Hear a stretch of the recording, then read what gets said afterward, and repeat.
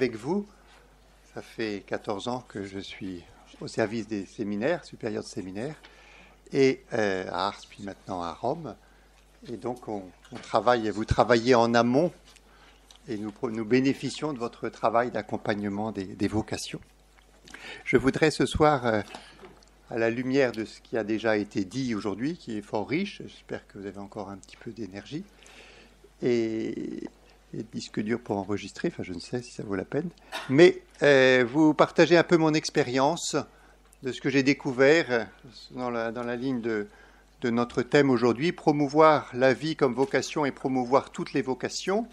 Et donc voilà ce que j'ai, vous dire un peu simplement ce que j'ai perçu de la vocation. Alors ce sera quand même très marqué par mon expérience spécifique, à savoir la vocation sacerdotale, mais je pense que un petit peu la vocation masculine, enfin religieuse pour les hommes, la vocation religieuse féminine, je dois avouer que là j'ai vraiment pas beaucoup d'expérience, mais vous ferez vous-même des adaptations. Parce que je pense que fondamentalement, il y a beaucoup de choses qui sont communes. Le plan de mon intervention, tout d'abord la nature, comment ce terme de vocation est susceptible de bien des significations. Ensuite, les deux éléments fondamentaux de la vocation, qui sont d'une part le choix de Dieu et d'autre part la réponse libre de l'homme. Voilà. Dieu qui choisit, l'homme qui répond. Et ensuite, les critères de discernement. Là, c'est vrai que ce sera plus centré sur la vocation de prêtre. Et enfin, aider et mûrir une vocation. Donc, c'est plus lié à votre mission et à ce que j'ai perçu des questions qui peuvent se poser. Sur la nature de la vocation. D'abord, le terme de vocation est très riche. La vocation d'un syndicat intercommunal, c'est de s'occuper des déchets ménagers. Donc voilà, c'est pas tout à fait dans le même sens qu'on l'utilise de notre côté.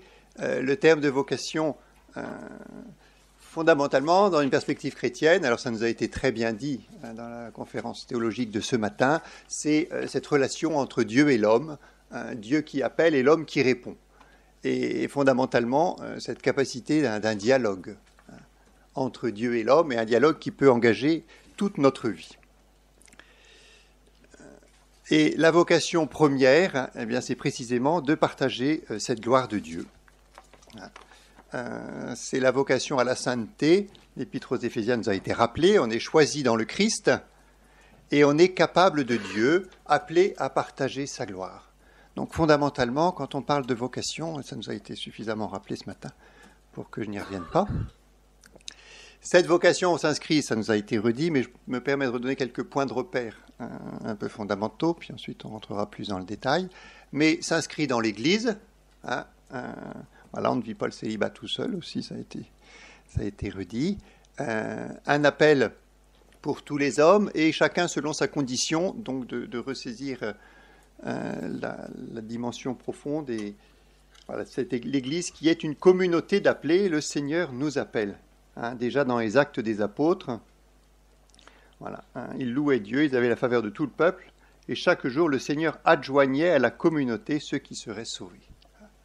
On se reçoit déjà du Seigneur lui-même. Et une vocation à vivre humblement son baptême. Réjouissez-vous de ce que vos noms sont inscrits dans les cieux. C'est une question qui se pose régulièrement avec les séminaristes. Il y a des moments où on n'arrive plus à discerner sa vocation parce qu'on est tellement focalisé sur ce que je vais faire, comment est-ce que je vais m'accomplir, suffisamment m'accomplir dans la durée, avec le même diocèse, les mêmes prêtres, et puis avec cet évêque, et tellement focalisé sur soi-même, et il y a besoin de prendre de l'air. Voilà, les apôtres qui reviennent de mission, ils sont très contents parce que les esprits sont soumis, c'est merveilleux, les gens écoutent, et l'enthousiasme est là. Et la réponse de Jésus, réjouissez-vous de ce que vos noms sont inscrits dans les cieux. Ce que vous faites sur terre, c'est bien, mais on est en chemin vers la vie éternelle et on avance vers cette communion avec le Seigneur et avec nos frères. Voilà, c'est ce mystère de l'Église qui s'accomplira. Et je pense qu'il y a un certain nombre de questions qui tombent d'elles-mêmes si on prend un peu plus de hauteur. Et alors la réalisation de sa vie, oui, enfin une vie ratée, c'est si on va en enfer, si on n'est plus capable d'aimer. Mais après, dans notre vie, il y a des choses que l'on réussit plus ou moins, mais on avance un Dieu de miséricorde, un Dieu qui appelle sans cesse. Et donc ce qui veut dire que si on focalise trop sur la vocation spécifique et sur la manière dont on accomplit sa vie, eh bien on se met dans des impasses. Et on a des jeunes qui n'arrivent pas à discerner parce que précisément il y a un manque de recul sur le sens profond jusque dans la gloire du Seigneur. Et donc voilà, la vocation à la sainteté est un chemin vers l'éternité et être configuré au Christ, ça a été suffisamment rappelé ce matin, jusqu'à l'offrande totale. Et la vocation, c'est la manière d'entrer dans un don.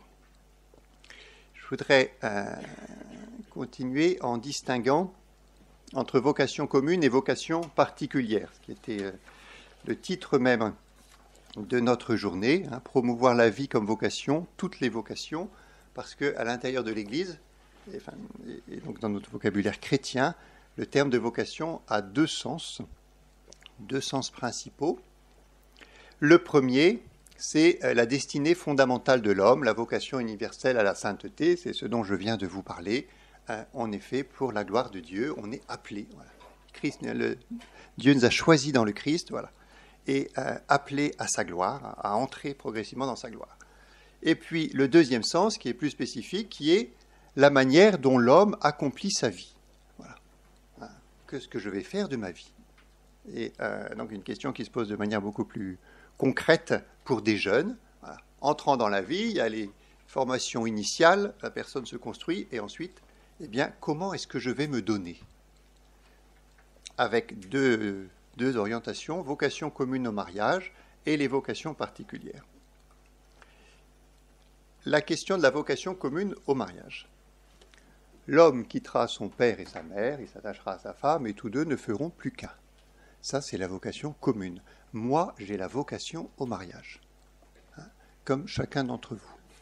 C'est-à-dire qu'à partir du moment où on est homme ou femme, on est naturellement appelé dans le projet de Dieu. L'homme est fait pour la femme et la femme est faite pour l'homme.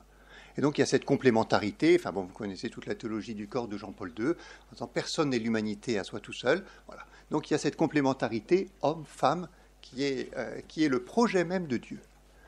Donc quand on se pose la question, est-ce que Dieu m'appelle au mariage ou à la vocation consacrée, parce que j'ai aussi envie de me marier et je ne sais pas, eh bien, c'est une fausse question. Les fausses questions, il n'y a pas de bonne réponse. Dieu, je n'ai pas à savoir si Dieu m'appelle au mariage ou pas. Je sais que Dieu m'appelle au mariage. Après, la question peut se poser, est-ce que je suis capable de le vivre ? Bon, ça, c'est une autre affaire. Mais fondamentalement, on est appelé au mariage. Et le Seigneur n'appelle à la vie religieuse ou à être prêtre que des gens qui ont naturellement la vocation au mariage.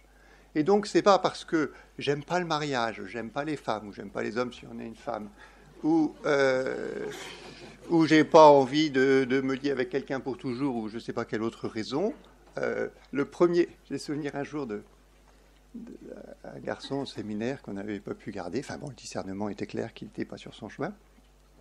Et puis ses parents viennent me voir. Et en me disant, mais il faut absolument qu'il devienne prêtre parce qu'il ne peut rien faire d'autre. Alors, eh bien, je ne leur avais pas dit, mais ça avait été une confirmation de notre discernement qui était absolu, quoi. C'est-à-dire que le premier critère, c'est est-ce qu'il pourrait se marier ?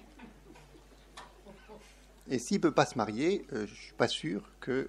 c'est-à-dire que s'il n'y a pas cet équilibre humain et cette capacité à se donner et à se donner dans la durée à quelqu'un, eh bien, non seulement je ne suis pas sûr, mais je suis même certain que dans ce cas-là, il ne faut surtout pas l'engager sur le chemin d'une vie de prêtre. Voilà. Donc, la vocation commune au mariage, on n'a pas... Par contre, voilà, parmi tous ceux qui sont mariés, le Seigneur en choisit certains, tous ceux qui sont naturellement appelés. C'est bien, je vois que vous m'écoutez. Un petit peu, au moins certains.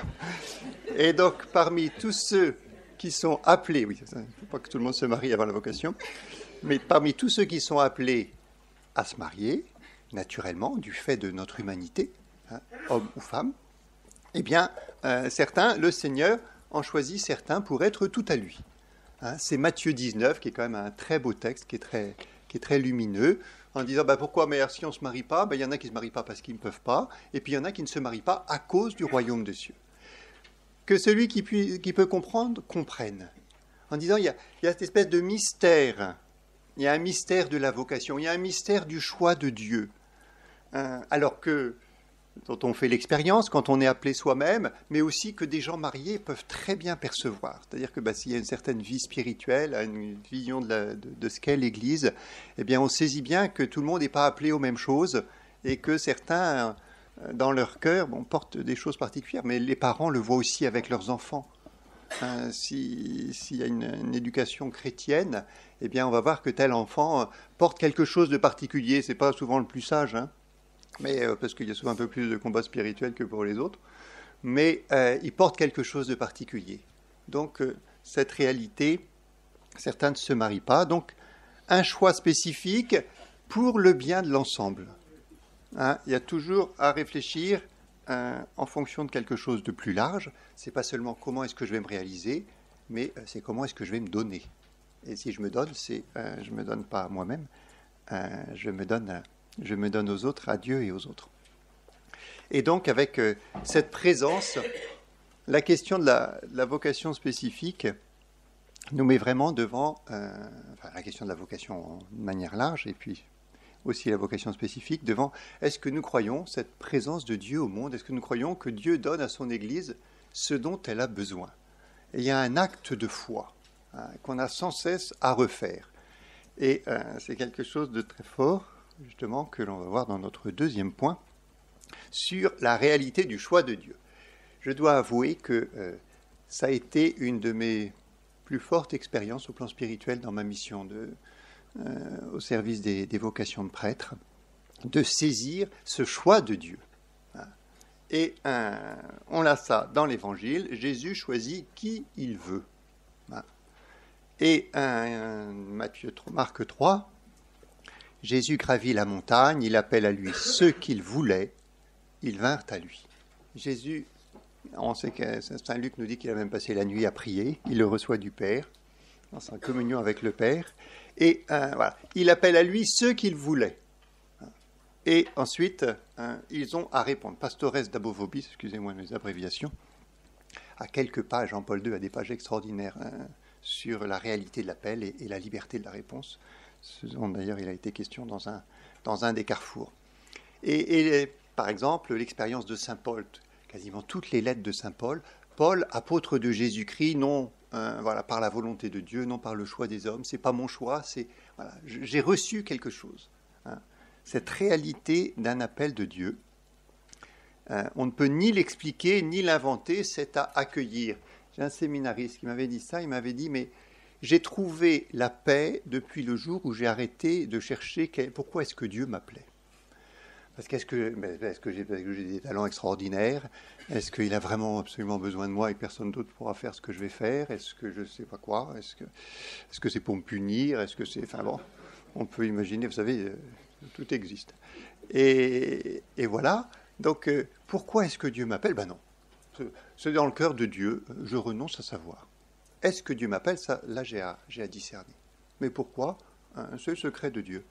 La confiance dans l'initiative divine modèle et donne valeur à la réponse humaine. C'est-à-dire qu'avant toute chose, il y a ce choix de Dieu que je reçois et que j'accueille. Et donc une initiative de Dieu qui habite le cœur profond, toujours du Benoît XVI, alors, dans la voix qui s'adresse à lui, Abraham reconnaît un appel profond, inscrit depuis toujours au cœur de son être. Alors ça, c'est un point qui me touche beaucoup, mais je vous en reparlerai tout à l'heure, qui est cet appel de Dieu, il est inscrit dans l'âme profonde de la personne. Et ce qui signifie que plus on permettra à la personne de vivre une vie spirituelle, eh bien plus elle découvrira ce qui l'habite, ce désir que Dieu a déposé en elle. Et donc plus le discernement pourra se réaliser. Et cela nous met chacun d'entre nous devant un appel à l'acte de foi. Est-ce que nous croyons que le maître de la moisson appelle aujourd'hui? La seule consigne, la première et la seule consigne que Jésus nous donne par rapport aux vocations, c'est prier le maître de la moisson. prier pour demander, parce qu'en demandant, on se prépare à recevoir, on se dispose à accueillir. Hein, et on rentre dans cette logique. Je sais que je vais recevoir de Dieu. La tentation pour l'Église et la tentation pour nous qui accompagnons des vocations, et alors tout spécialement dans un séminaire, eh bien, c'est de dire il y a des besoins énormes, il faut qu'on y arrive, il faut qu'on bouche nos trous. Non, il ne faut pas qu'on bouche nos trous, il faut qu'on reçoive ce que Dieu veut nous donner. Et alors je vois que j'ai vécu des expériences extrêmement fortes avec des garçons bien sous tout rapport. Moi, si j'avais été le bon Dieu, je les aurais appelés. Et puis, ben non. Et puis, celui d'à côté qui va être un peu plus abîmé, un peu plus cabossé par la vie, un petit peu moins de talent, eh bien, c'est celui-là qui est appelé. Et quand on regarde la Bible, on n'est pas très étonné non plus. On l'a encore vu avec l'appel de David ces derniers jours. Ce qui signifie, dans notre accompagnement, de discerner l'appel à la sainteté et la vocation consacrée. Ça, c'est toute la question des convertis. Quand on découvre Dieu, quand on fait l'expérience de Dieu, on saisit que Jésus est tout, et on se dit, mais il n'y a qu'une manière de l'aimer, c'est me donner tout entier. Il n'y a qu'une manière de se donner tout entier. Il faut que je sois religieux, il faut que je sois religieuse, il faut que je sois prête, parce que tout le reste, ça va être plat.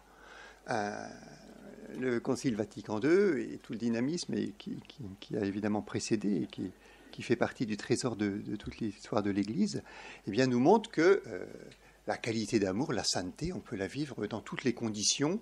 Et donc, on n'est pas prêtre ou religieux, religieuse, parce que comme ça, je vais pouvoir aimer Dieu, alors que sinon, je vais aimer le monde et je vais aimer Dieu.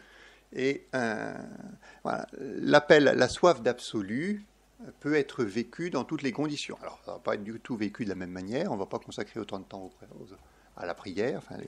Mais voilà, fondamentalement. Ce qui veut dire que la générosité n'est pas forcément un appel spécifique. Et dans certaines situations, on met plusieurs années à découvrir ou à aider la personne à découvrir que, ben oui, il a envie de se donner aux entiers. Oui, la mission de l'Église, ça l'intéresse. Et d'ailleurs, on le voit très clairement, mais bon, ça, je vous en reparlerai à la fin dans les critères. Si la personne se déploie, si la personne découvre cette logique profonde et a le sentiment, avançant dans sa réponse, que oui, elle est faite pour ça. Alors que si, au contraire, plus on avance dans la réponse, plus ça crée de tensions intérieures, eh bien là, on a à s'interroger, mais est-ce qu'elle est sur son chemin ? Et régulièrement, dans ma mission, d'ailleurs, je le fais même un peu plus que normal, mais c'est un peu plus que je fais souvent, qui est de reposer, mais qu'est-ce qui habite votre cœur et est-ce que vous êtes bien sur votre chemin ?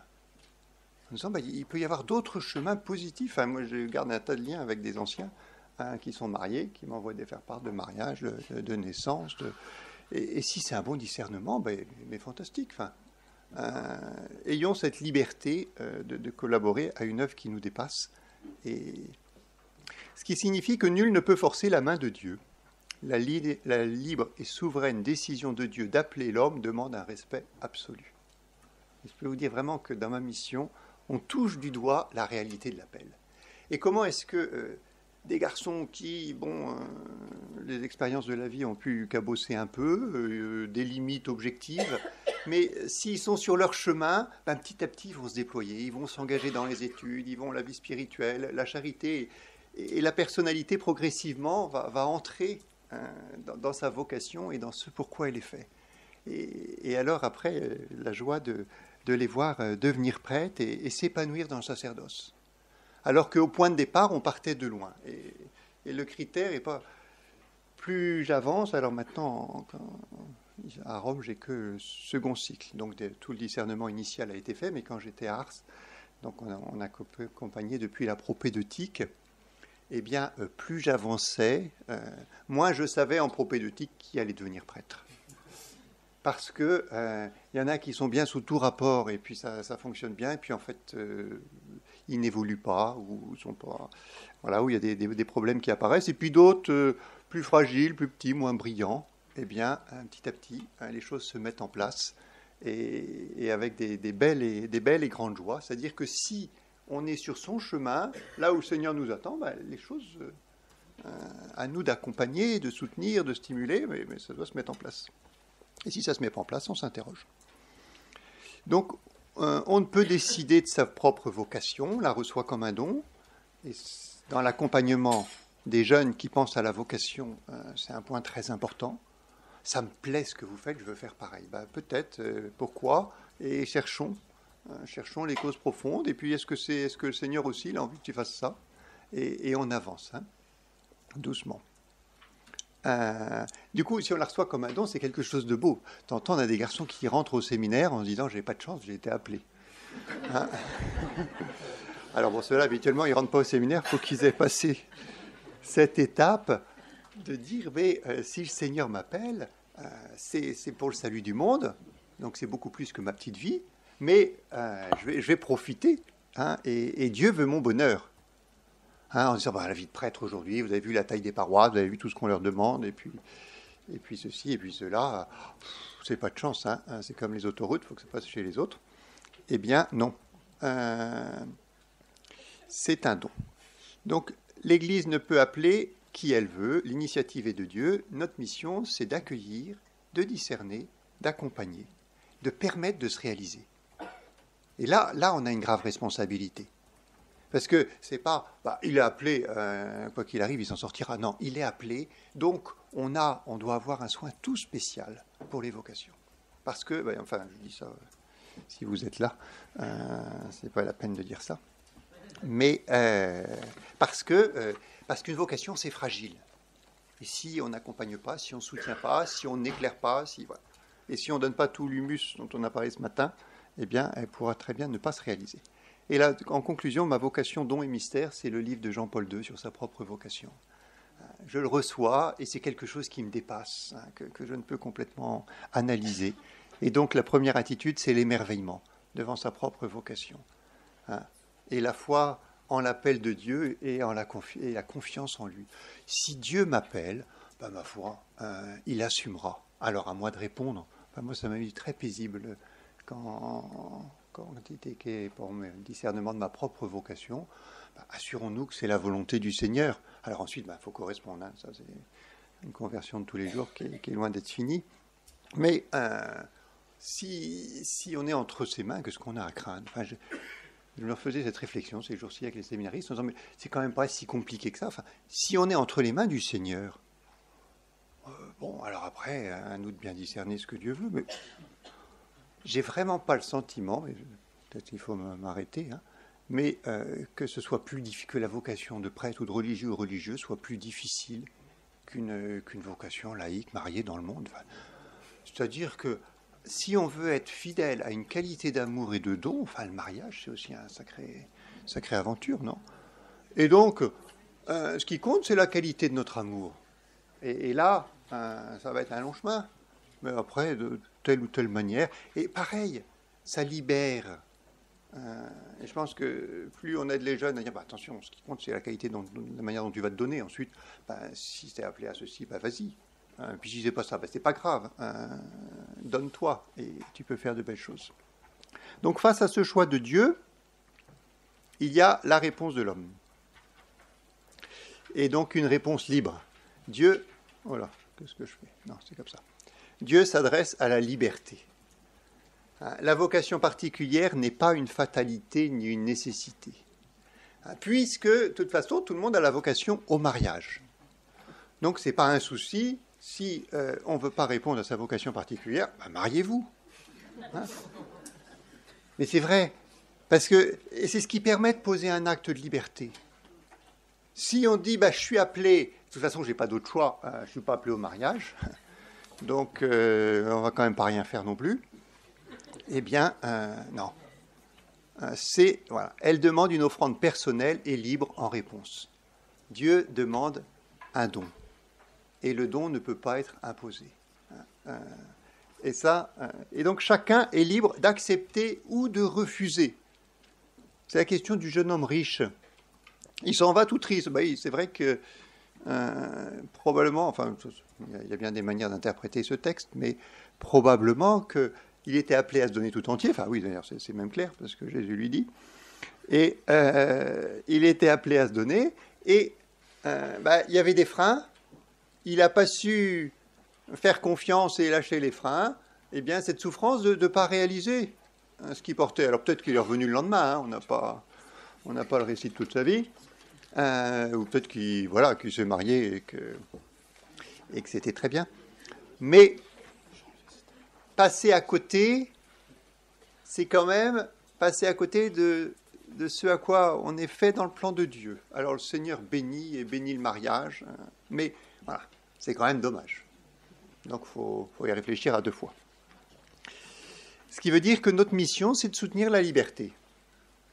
Hein, la liberté est la première condition. Pour moi, le séminaire, c'est d'abord une école de liberté. Mais pas l'école de liberté, donc que je fais ce que je veux, pas d'horaire, voilà, tout est possible, il est interdit d'interdire, non. Mais c'est une école de liberté en disant la liberté, c'est la capacité de se donner. Et notre mission, en accompagnant les vocations, alors que ce soit la vocation sacerdotale ou que ce soit la vocation religieuse, eh bien, c'est d'aider des jeunes à entrer dans un don et à vivre le don d'eux-mêmes. C'est comme quand on prépare au mariage, hein, les préparer à se donner à quelqu'un. Et donc, voilà. Et un don qui va être très concret, mais ça, on va y revenir. La réponse, une réponse positive suppose l'acceptation du projet de Dieu avec ses exigences. Quand on rentre dans une communauté religieuse, on rentre dans la communauté telle qu'elle est, et pas telle qu'on la rêve. Hein, d'où l'importance de voir ce qui va, puis de voir les... J'aime bien, je pense qu'avec les séminaristes, on est en vérité quand il n'y a pas que des éléments positifs, quoi. C'est-à-dire que quand ils ont capable de dire, oui, il y a telle chose qui m'inquiète, il y a telle résistance, il y a telle... Voilà. Alors bon, moi c'est au fort externe, hein, avec le père spirituel, ça va évidemment beaucoup plus loin, mais de dire, oui, il y a des éléments positifs, et puis en même temps, il y a des difficultés, il y a des défis, voilà. Il y a des choses qui me sont difficiles, oui. Donc, mais je reconnais la réalité telle qu'elle est. Hein, et pareil par rapport à la question du célibat. Oui, je vais renoncer au mariage. Et c'est pas, on va pas dire, mais non, mais vous savez, c'est comme le mariage, hein, on épouse l'église, c'est pareil, c'est non. Ça va être différent. C'est réel qu'on se donne à l'église et qu'il y a une vraie relation de type sponsal. Il y a des choses magnifiques. Mais ça va être différent. On va pas avoir une femme dans son lit. Mais voilà, en disant, il y a cette réalité qui est importante, et de pouvoir dire les choses clairement. Voilà ce que c'est. Alors, il ne faut pas commencer par donner, le pape François nous l'a rappelé ces temps derniers, non, commencez pas par donner la liste des interdits. Alors, on va peut-être commencer par donner le sens de la vocation profonde, sa dynamique, voilà, tout ce qu'elle comporte de joie. Mais si on est honnête dans notre accompagnement, on doit aussi progressivement, une fois qu'on en a vu la beauté, on dire, mais qu'est-ce que ça signifie dans ma propre vie? Et qu'est-ce que ça va signifier de changement, de conversion et de renoncement? Avec, accéder à la liberté du don, aider à dépasser peur et égoïsme. Et c'est pas si simple. Et quand on parle de pastoral des vocations, eh bien, je pense qu'on est d'abord là, d'aider des jeunes à se donner. Et je pense que les deux conférences de ce matin étaient très justes parce qu'elles nous ont donné les deux pôles, la dimension de la générosité et de l'engagement, se donner aux autres, et la dimension théologique et spirituelle, se donner au Christ, et l'articulation. Mais on va y revenir. Et appeler à tout donner. Alors, une vocation, ça se réalise dans le temps. Ça se réalise sur 80 ans, ou 60 ans, ou 50 ans. Et puis, ça s'accomplit encore dans l'au-delà. Donc, cette patience, on va le voir, purifier les motivations. S'il y a des mauvais motifs au début, c'est normal. On va les purifier. Si à la fin, ça c'est embêtant. Mais au début, voilà, je connaissais un jeune, il voulait être pape. Alors c'est sûr que c'était un peu difficile parce qu'il n'y a pas beaucoup de place. Mais, pas encore impossible, hein, mais ça m'étonnerait quand même. Mais je pense qu'il a dépassé ça, ce stade-là. Mais quand il avait 6 ans, c'était pas grave. C'était les premières manifestations de quelque chose qu'il portait dans son cœur. Alors il l'habillait avec, à sa manière. Et puis petit à petit, ça s'est purifié. Aujourd'hui, il est prêtre, il est curé, et je ne pense pas qu'il cherche à être pape. Mais voilà, sachons découvrir à travers des paroles qui peuvent nous sembler un peu surprenantes. Alors bon, quand c'est 6 ans, c'est amusant. Bon, quand c'est 18 ans, c'est peut-être plus embêtant. Mais sachons découvrir qu'est-ce qu'il y a derrière, hein, de juste et puis de choses. Donc une offrande très libre, qui est l'offrande du Christ, hein, et l'Eucharistie est le lieu vocationnel par excellence, le lieu où le Christ s'offre, où on s'offre avec lui. Enfin, voilà, c'est cette communion, et pas seulement pour les prêtres. Je voudrais maintenant aborder 2 questions, si j'ai encore un petit peu de temps. Bon. La question des critères de discernement. Alors là, excusez-moi, je vais être plus spécifique par rapport à mon expérience, enfin, parce que voilà, des vocations de prêtre. Il y a 2 types de critères. Alors, c'est la même chose pour la vocation de la vie religieuse, mais ce n'est pas exactement les mêmes critères. Donc là, il faut faire les adaptations. Il y a des critères intérieurs, qui est la question du désir profond. C'est très éclairant quand on est un peu au milieu du guet avec un séminariste, qu'on ne sait plus bien comment avancer. Ben, je lui demande, mais qu'est-ce qui habite votre cœur? Qu'est-ce que vous avez? Quoi est-ce que vous avez envie? Et alors, de temps en temps, ils sortent. Ah, mais moi j'ai envie de me marier. Bah, mariez-vous. Voilà. Qu'est-ce qui habite le cœur profond? Au contraire, mais moi je veux me donner pour la mission de l'Église. Moi c'est de célébrer l'Eucharistie. Qu'est-ce qui habite le cœur? Parce que la vocation est inscrite, c'est le projet de Dieu. C'est le projet de Dieu pour chacun d'entre nous. Je crois que la vocation profonde, alors pas je suis prêtre de tel diocèse ou je rentre dans telle ou telle communauté. Ensuite, ça, c'est l'histoire de l'Église et il y a un certain nombre de critères de discernement à faire. Mais au plus profond, je suis appelé à être tout au Seigneur dans une vie contemplative, dans une vie active, de religieuse active, comme prêtre, comme religieux, voilà, avec tel ou tel charisme. Eh bien là, il y a quelque chose qui est inscrit au plus profond de l'être. Dès le sein maternel, je t'ai appelé, dans les récits de vocation dans la Bible, et ce qui signifie qu'on aidera quelqu'un à comprendre sa propre vocation en l'aidant à découvrir qu'est-ce qui habite, quel est ton désir profond. Du coup, il n'y a plus, c'est pour ça que quand on dit j'ai pas de chance, j'ai été appelé, c'est parce que c'est un manque de vie spirituelle.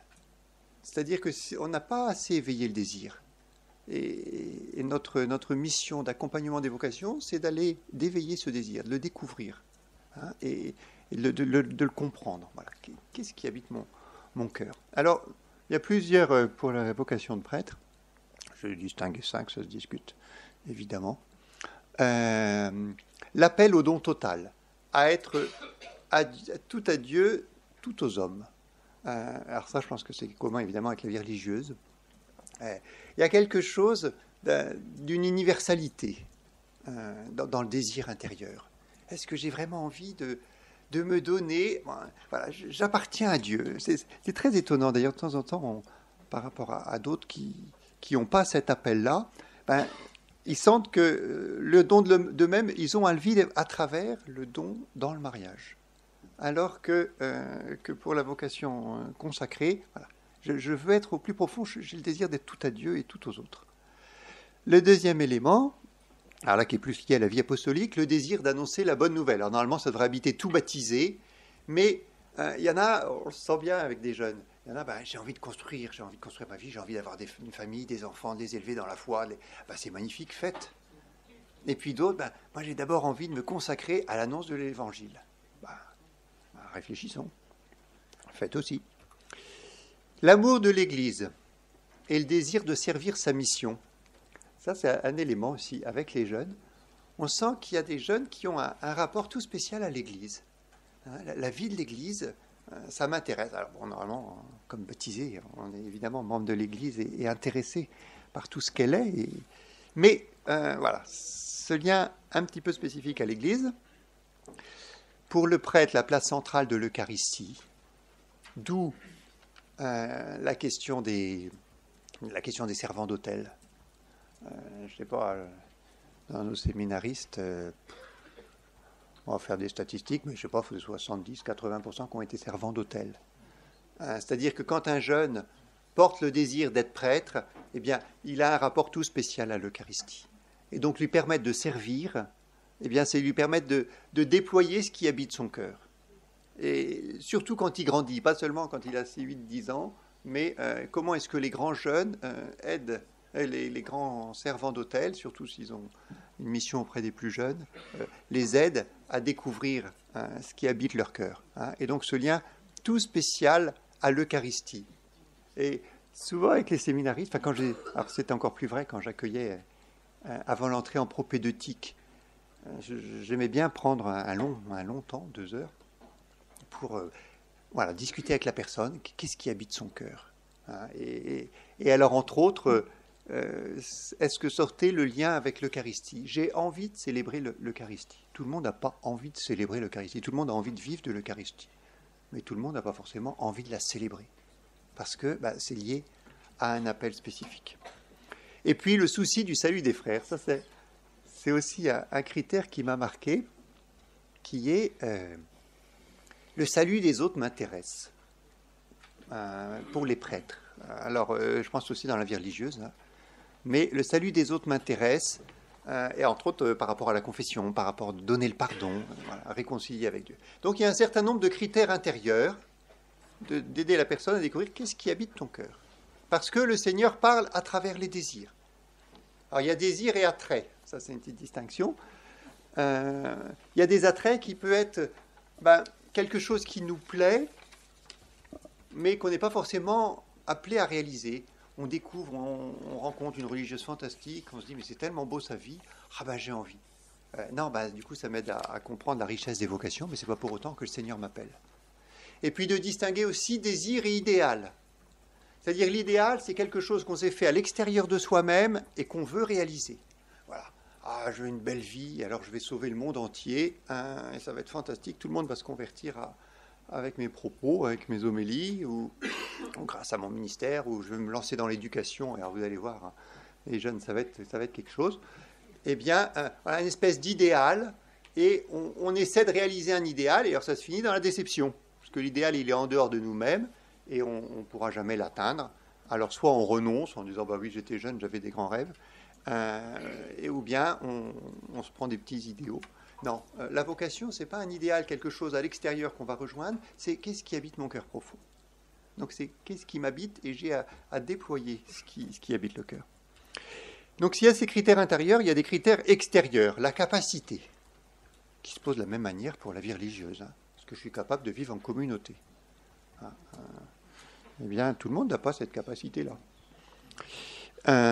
Alors, pour être prêtre, là c'est les critères pour être prêtre, il faut être un homme, il faut être baptisé, et il ne faut pas être engagé dans le mariage. Je vous l'ai quand même remis, parce que ça nous aide dans les séminaires, quand on a déjà veillé à ces points-là. Alors, homme, encore qu'aujourd'hui, mais baptisé, normalement on y est aussi, encore que ça m'est déjà arrivé d'avoir des non-baptisés qui voulaient être prêtres, mais enfin là il y avait des étapes préliminaires. Et puis, pas engagé dans le mariage. Est-ce que la situation est saine? C'est-à-dire que de ne pas laisser rêver à des situations ou à des projets qui sont en dehors de la réalité. La réalité, elle a quelque chose d'un peu résistant de temps en temps. 5 minutes. Oh, bon. Oui, on va y arriver. La maturité suffisante. Voilà, vous savez ce que c'est que quelqu'un de mûr. Et la liberté intérieure. C'est pas pour faire plaisir à papa, maman. Aujourd'hui, c'est plus trop le problème. Mais la pression du groupe, où j'ai fait un vœu. Alors c'est dramatique. Si je suis malade, et puis paf, si je guéris, ou je suis dans une situation terrible, j'ai fait une grosse bêtise, et puis si je m'en sors, eh bien je deviens prêtre, ou je deviens religieuse. Ça, il faut quand même... c'est quand même des choses à désamorcer. L'équilibre humain, la vie morale saine, et la capacité à vivre le ministère, excusez-moi, il manque un mot. Et puis, la vie de foi, l'expérience de Dieu, l'amour de l'Église, on en a déjà pas mal parlé. Et enfin, la capacité à se donner aux autres et la générosité. Alors, comment aider à mûrir? Vous avez trouvé que j'accélère, c'est de ta faute. Non, c'est de la mienne parce que je me suis trop étendu. Non, c'est la mienne. Mais la vie de foi, c'est clair. Mais je vais revenir sur ces expériences. C'est-à-dire que si on veut permettre à quelqu'un de rencontrer le Christ, et de vivre avec lui, de le rencontrer dans l'Église, et de se donner aux autres, la générosité. Alors comment aider à mûrir? Développer la vie spirituelle. Voilà, une vie de prière. Un jeune qui porte, eh bien, l'aider à prier. On voit bien, dans les familles, il y a des jeunes qui portent plus, enfin voilà, ils parlent d'être prêtres. Eh bien, ceux-là, il faut nourrir leur foi plus que les autres. Alors, à travers des camps, des rencontres, un accompagnement, une participation à un groupe, je ne sais quoi. Mais voilà, d'être capable de repérer ça. Nourrir la foi. Une vie d'église, entre autres les groupes de prière et autres, de ne pas laisser, l'aider à découvrir que sa vocation, ce n'est pas mon affaire à moi. Quand on rentre au séminaire, c'est comme quand on rentre dans la vie religieuse, on remet sa vocation à l'église. Donc on élargit. Mais il faut déjà en avoir fait l'expérience. Et puis l'accompagnement spirituel qui permet de relire et stimuler. Donc premier pôle, l'expérience de Dieu, c'est Dieu qui appelle. Si on ne vit pas le dialogue, on ne risque pas de répondre. Et donc la première difficulté par rapport aux vocations dans notre société, c'est qu'il y a peu de personnes qui ont cette capacité à entendre. Jésus, il appelle, mais il faut entendre. Et la réponse, c'est se donner. Tout ce qui a été dit ce matin sur la générosité est très important. Vive la joie du don, le rapport aux pauvres. Enfin, quand le père dominicain disait, ou c'est Jésus tout à l'heure, tout le monde peut le dire, même les diocésains, eh bien, que si, pour aider un jeune à découvrir sa vocation, servir les pauvres, c'est-à-dire faire l'expérience du don, s'engager avec les autres. Voilà. Et puis enfin, discerner, choisir sa vocation pour de justes raisons. Donc il y a sans cesse à purifier les motivations. L'intention droite, c'est-à-dire quand je pense à ça, c'est vraiment ça que je cherche, et pas quelque chose à travers ça. La liberté intérieure, repérer les évolutions, ça nous a été dit un petit peu dans le retour des carrefours. Est-ce que quelqu'un, en répondant, se construit, s'épanouit, devient plus homme, devient plus ouvert aux autres, voilà. Et ça, pour nous, c'est un critère décisif dans les séminaires. Voilà. Où est-ce qu'il va en s'étiolant? S'il va en s'étiolant, il faut se poser des questions. Alors, les réponses peuvent être multiples. Et puis, accepter les temps nécessaires. Les choses se font dans la durée, et c'est petit à petit. Je dis que plus j'avance, moins je sais. Et laissons du temps. Mais avec le temps, avec un certain nombre de critères clairs, avec des relations de confiance, eh bien, petit à petit, la lumière se fait. Voilà, je vous remercie. Merci Sylvain.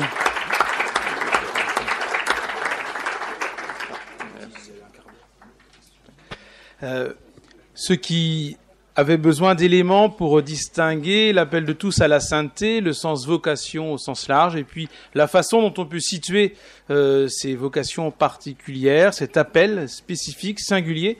Je crois qu'il y a matière à réflexion avec le propos de Sylvain. Merci à Sylvain parce que il est vraiment parti de son expérience sans jouer un autre rôle que son ancrage dans la formation des futurs prêtres et dans sa mission de recteur de grands séminaires, et en même temps avec son propos, chacun de là où il est situé, comme frère, comme religieux, comme religieuse, comme laïc consacré, engagé dans les services de pastoral des jeunes ou des vocations, peut vraiment ajuster, adapter et entendre un certain nombre d'appels, d'invitations, de leviers pour poursuivre, voire renouveler sa pastorale des vocations. Après chaque conférence, nous nous sommes donné la chance d'échange avec l'intervenant. Eh bien là, nous avons aussi encore un quart d'heure pour pouvoir approfondir, demander des éclairages, dialoguer entre nous et avec Sylvain. Oui, vocation particulière, spécifique, singulière, commune. Je pense quand même que les termes devraient être encore précisés pour chacun d'entre nous, parce que je pense qu'ils induisent des théologies particulières à chaque fois. Je ne suis pas sûr que particulière et spécifique ce soit interchangeable. Je suis interrogé aussi sur la notion du mariage comme vocation commune. Même pour le Christ constate que tous ne se marient pas dans l'Évangile, et pas que pour des raisons spirituelles. C'est une question, vocation commune, dire à un jeune homme ou une jeune femme, si tu ne veux pas être religieux, tu vas te marier. Honnêtement, ça m'interroge. Ça m'interroge aussi sur la théologie du mariage, comme lieu quand même de sainteté. Si j'en crois Éphésiens 5 et Saint Paul, notamment le rapport de l'époux à l'épouse. Parfois on ne retient que femmes, soyez soumises à vos époux, mais On oublie aussi que le Christ doit aimer son épouse comme le Christ aime l'Église, c'est-à-dire en se livrant à elle. Si ça, c'est pas un don d'amour particulier et absolu, c'est quand même quelque chose de très grand, le mariage. Et je trouve que, est-ce qu'il ne faut pas les mettre forcément en vis-à-vis, cette vocation que vous qualifiez commune, et une vocation qu'on qualifierait de particulière et de spécifique, ou de spécifique. Mais je me dis aussi comment on regarde l'échange et la complémentarité. C'est-à-dire des couples heureux, des familles heureuses, ça nous permet aussi d'avoir des vocations de prêtres et de religieuses qui tiennent la route. Et moi, comme prêtre, d'accompagner, j'ai déjà accompagné 500 mariages, déjà pas mal. Je dois avouer que chaque rencontre avec un couple est vraiment un bonheur et une joie. Et je me dis, Dieu est à l'œuvre. Et je trouve qu'on devrait de plus en plus creuser cette question de la complémentarité.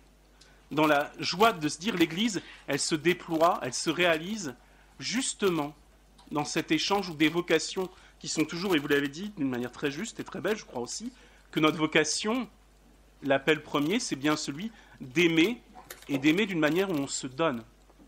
Donc je crois qu'il faut vraiment... J'aimerais que vous creusiez un peu cette notion de vocation commune, parce que je reconnais humblement avoir été assez déconcerté. Bien. Je ne dois pas être le seul. Non, mais on est là pour dialoguer. Je ne prétends pas une parole définitive. Moi, je partage complètement ce que vous dites sur le mariage. Je n'ai pas l'impression que ce soit moins beau de se marier que d'être prêtre ou religieux, religieuse. Enfin, j'ai dit, ce qui est beau, c'est la qualité du don. Et il vaut beaucoup mieux... voilà, on a des témoignages de couples mariés et de complémentarité des vocations qui est décisive. Et je ne pense pas qu'on puisse vivre notre vocation de prêtre. Et alors, je pense que surtout le ministère de prêtre, même dans la vie religieuse, mais la question se pose autrement, dans la vie contemplative. Mais sans cette complémentarité, on a besoin les uns des autres. Toute la théologie du corps est là pour nous le rappeler. Donc, pour moi, c'est pas si vous ne pouvez pas, mariez-vous, mais c'est le projet de Dieu sur l'humanité, c'est quelque chose de magnifique. Par contre, que le Seigneur puisse en choisir certains, je le crois. Et je pense que quand même, dans Matthieu 19, il y a ceux qui ne se marient pas parce qu'ils ne peuvent pas, il y a ceux qui ne se marient pas à cause de l'action des hommes, et puis il y a ceux qui ne marient pas à cause du royaume de Dieu, d'un choix de Dieu. Alors, sans durcir les affaires en disant il y a aussi un célibat offert qui peut être très beau. C'est-à-dire que ce serait dangereux de dire il y a soit le mariage, soit la vie consacrée. Il y a 3 types de célibat. Il y a le célibat d'attente, c'est-à-dire quand on est jeune, avant d'avoir la capacité de s'engager. Donc un jeune, il est célibataire parce qu'il n'est pas encore capable de donner sa vie. Et puis ensuite, il y a le célibat consacré, c'est-à-dire au moment où on peut engager sa vie, on peut l'engager dans la vie consacrée, et on restera célibataire, ou on peut l'engager dans le mariage. Et puis après, il y a un célibat de fait qui peut être habité. Et il y a même des personnes, semble-t-il, et puis entre autres avec toute la question des laïcs consacrés et tout ce qu'on découvre dans l'Église et tout ce qui se déploie en ce moment, il y a un célibat soit de fait, soit décidé, une manière de se donner aux autres. Ce qui fait la qualité de notre vie, c'est la qualité du don. Et ce qui fait que, c'est pour ça, je l'ai quand même beaucoup dit, par rapport à la vocation, ne nous focalisons pas pour savoir est-ce que j'ai une grande vocation, une petite vocation, focalisons-nous sur est-ce que je me donne ou est-ce que je ne me donne pas et quel chemin je peux prendre pour vivre ce don.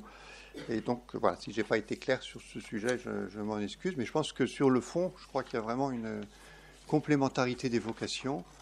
Et puis tout le chemin de l'Église ces dernières années est clair, entre autres. Merci, parce que je pense que ça pouvait aussi permettre de poursuivre. La question du célibat nous marque les uns et les autres. On reçoit des jeunes chrétiens qui ne voudraient pas être célibataires, mais qui le sont. Qui aimeraient bien trouver quelqu'un, et ça ne se marche pas.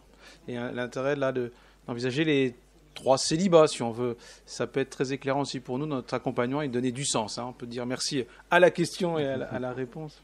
Peut-être dans la même veine ou toute autre question.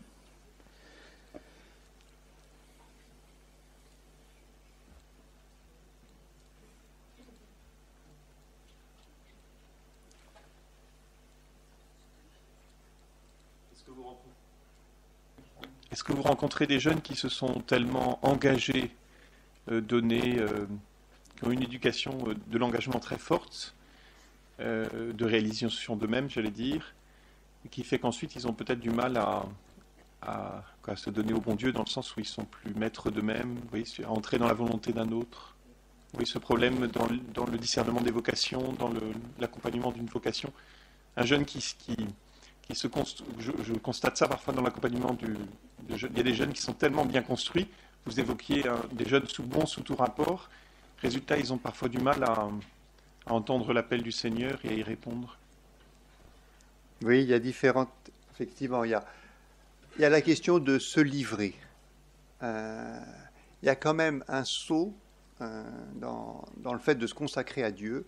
Je me remets entre les mains d'un autre, et c'est vrai que spirituellement, il peut y avoir des résistances très fortes dans cette réalité-là, d'autant plus que il peut y avoir une éducation sur je me maîtrise, je maîtrise ma vie, je fais mes choix, je veux avoir tout à portée de main.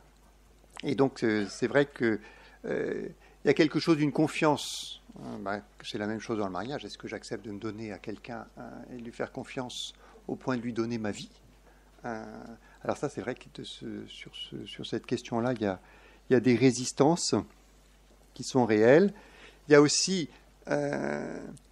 alors, sur l'engagement, oui, dans les difficultés, c'est toujours ces deux pôles, générosité et vie spirituelle.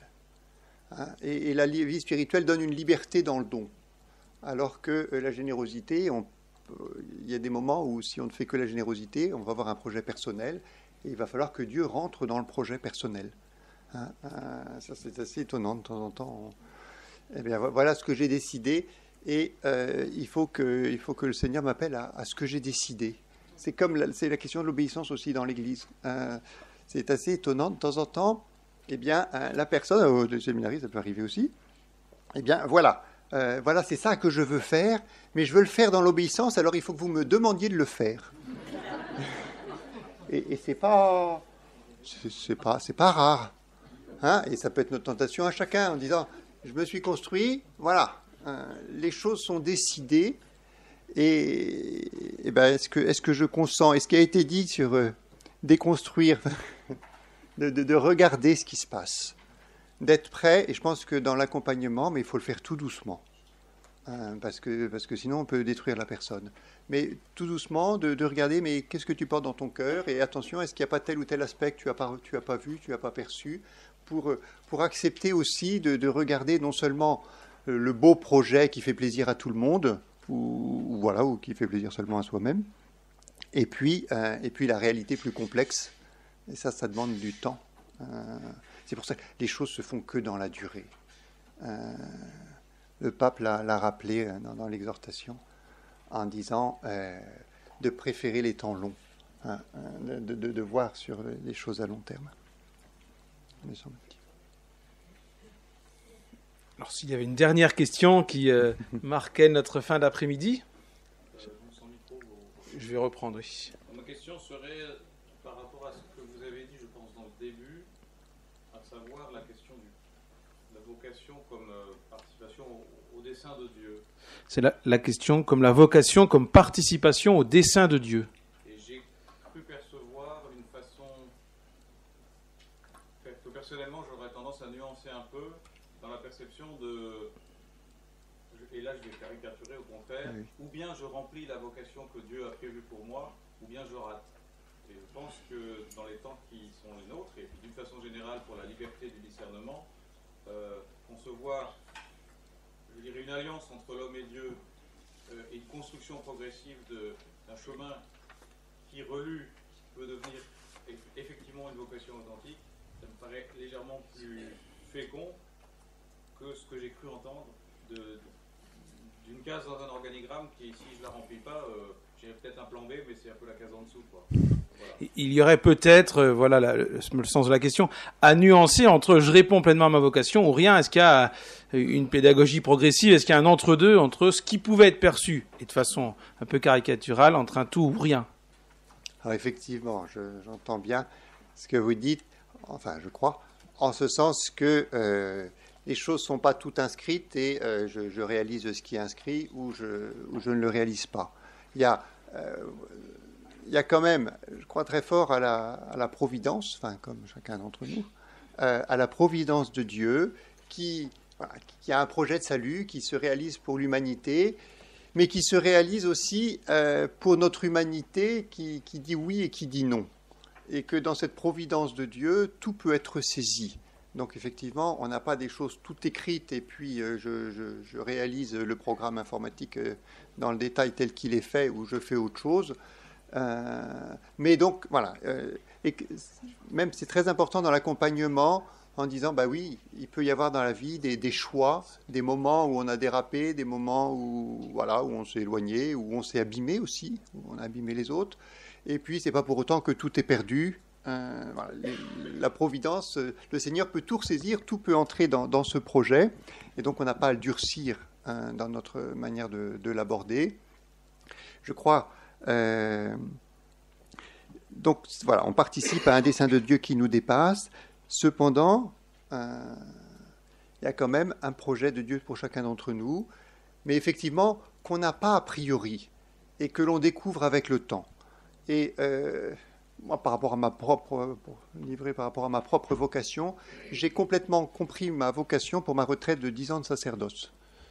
Et parce que c'est le moment où j'ai relu un peu toute mon histoire et j'ai vraiment saisi ce que je portais, avec une confirmation évidemment. Mais les choses se sont éclairées avec le temps et avec la durée. Et c'est pour ça que souvent on a des séminaristes, ils voudraient savoir la volonté de Dieu, comme si c'était une espèce de réalité monolithique. Et alors le Seigneur va leur écrire une page, un A4 sur lequel il va décrire ce que doit être leur vie, s'ils sont fidèles, et s'ils ne sont pas fidèles, ça va être moins beau. Non, les choses se déploient, et cette volonté, je pense qu'il y a une orientation de fond qui habite notre cœur. Et ensuite, la manière, c'est pour ça que je vous disais, par exemple, entre le choix de telle ou telle congrégation religieuse, ça peut être lié à un tas d'événements, aussi à la vie de la congrégation, aux personnes qu'on va rencontrer. Et le Seigneur va se saisir de tout ça. Je pense que la vocation profonde, elle est inscrite dans l'être de la personne. Ensuite, la manière dont elle se réalise, c'est avec beaucoup de souplesse. Et c'est que dans la relecture que l'on peut se dire, je suis sur mon chemin, ou peut-être à tel ou tel moment, j'ai été un peu moins, mais je perçois cette œuvre de Dieu et je sais de m'y inscrire. Je ne sais pas si on est d'accord sur cette lecture. Merci beaucoup. Il y aurait sûrement d'autres questionnements. Un colloque, ça ne met pas un point final, ça ouvre des questions. Je vous propose 5 minutes de respiration sur place. On est trop nombreux pour faire un aller-retour et pouvoir finir à l'heure. Mais une petite respiration sur place, il y a quand même des toilettes à côté. Et dans 5 minutes, sœur Nathalie Bécard nous donnera quelques informations sur le service, les grands rendez-vous, tout ce qui peut nous aider dans notre travail d'acteurs de la pastorale des jeunes et des vocations dans nos communautés, nos diocèses, nos réalités pastorales.